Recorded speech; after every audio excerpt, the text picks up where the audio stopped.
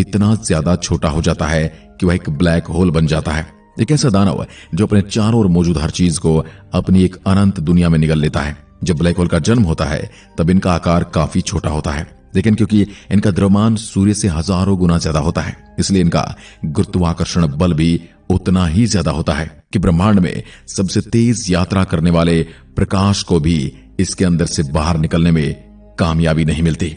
इसी तरह धीरे धीरे अपने आसपास के तारों, ग्रहों और चंद्रमाओं को निगलते हुए ये अपने आकार को बढ़ाते रहते हैं। इसके अलावा कई दूसरे छोटे या बड़े ब्लैक होल को निगलकर भी ये अपना आकार बढ़ाते हैं। ये ऐसे दानव हैं जो एक दूसरे को भी निगल सकते हैं। जो जितना बड़ा दानव वही वहां का सबसे बड़ा बादशाह होता है। वैज्ञानिकों के अनुसार आकार के आधार पर ब्लैक होल 4 तरह के होते हैं: stellar black hole, intermediate black hole, super massive black hole and miniature black hole. इनमें सबसे बड़े और ताकतवर सुपर मैसिव ब्लैक होल होते हैं जो बड़ी बड़ी आकाश गंगाओं को अपने गुरुत्वाकर्षण से संभाल कर रखते हैं, बांध कर रखते हैं।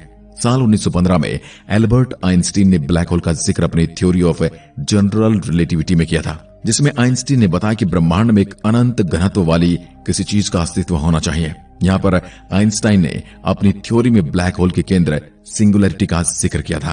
पर अनंत और शून्य ये ऐसी वैल्यू है जो अगर भौतिक विज्ञान के किसी क्षेत्र में दिखाई पड़ती है तो वैज्ञानिकों के होश उड़ जाते हैं। साथ ही इस वैल्यू के साथ मिले परिणामों को भी नकारा जाता है। इसलिए एल्बर्ट आइंस्टाइन की बातों को भी उस समय वैज्ञानिकों द्वारा नकार दिया गया। वैज्ञानिक ये मानने को तैयार ही नहीं थे कि ब्रह्मांड में कोई इतनी ताकतवर चीज भी हो सकती है जो लाइट को भी अपने अंदर से बाहर ना निकलने दे, जो लाइट को भी एब्जॉर्ब कर ले, जो लाइट को भी निगल जाए। पर पूरी दुनिया तब चौंक गई जब साल 1971 में मानव इतिहास के सबसे पहले ब्लैक होल को खोजा गया, जिसका नाम सिग्नस X1 रखा गया।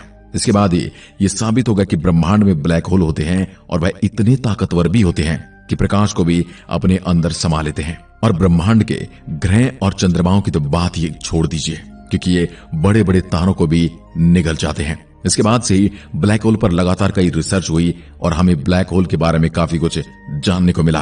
इससे हम रिसर्च में पता चला कि किसी ब्लैक होल के आसपास के स्थान को 3 अलग अलग हिस्सों में बांटा जा सकता है, जिसमें सबसे पहले ब्लैक होल का इवेंट होराइजन होता है, जो किसी ब्लैक होल के चारों ओर मौजूद एक ऐसी बाउंड्री या फिर लक्ष्मण रेखा होती है जिसे पार करने के बाद कोई भी ब्रह्मांड का पिंड वापस नहीं आ सकता, चाहे वह कितना भी बड़ा या छोटा क्यों ना हो। इसके बाद ब्लैक होल का दूसरा हिस्सा होता है जिसे फोटोन स्फीयर कहते हैं, जो ब्लैक होल के चारों ओर इवेंट होराइजन के बाद मौजूद ऐसा स्थान होता है जहां इवेंट होराइजन को पार करके ब्लैक होल के अंदर जाने वाला पदार्थ है उसके चारों ओर घूमने लग जाता है।